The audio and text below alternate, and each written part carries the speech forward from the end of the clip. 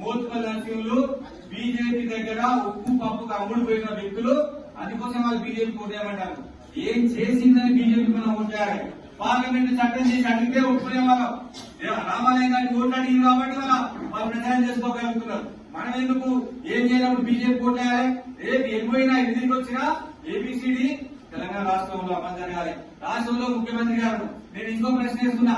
రేపు తెలంగాణ రాష్ట్రంలో Congress party silent గా వచ్చినట్టు కేంద్రంలో కాంగ్రెస్ పార్టీ వస్తే కృష్ణమాదిగా అప్పుడెవరు అడగాలి?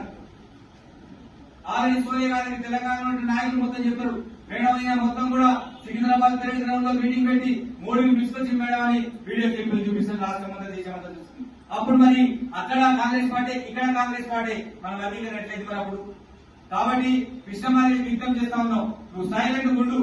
నీది పార్టీ కాదు, నీ సంఘం మా బీజేపీ ముడి. నీ సంఘాన్ని తీసుకుపోయి మాదిగలందరినీ కట్టకట్టుకుపోయి నువ్వు బీజేపీకి అప్పచెప్తారంటే ఊపుకోవడానికి ఇక్కడ ఎవరు సిద్ధంగా లేరు. అప్పుడు కేంద్రంలో బీజేపీ వస్తే రాష్ట్రంలో, కేంద్రంలో కాంగ్రెస్ వస్తే రాష్ట్రంలో కాంగ్రెస్ ఉంటే మరి అప్పుడు చట్టం ఎట్లయితుంది? అప్పుడు ఇది మన సోనియా గాంధీ గారికి కానీ ఇక్కడ రేవంత్ రెడ్డి కానీ ఎట్లా ఇష్టం ఉంటది?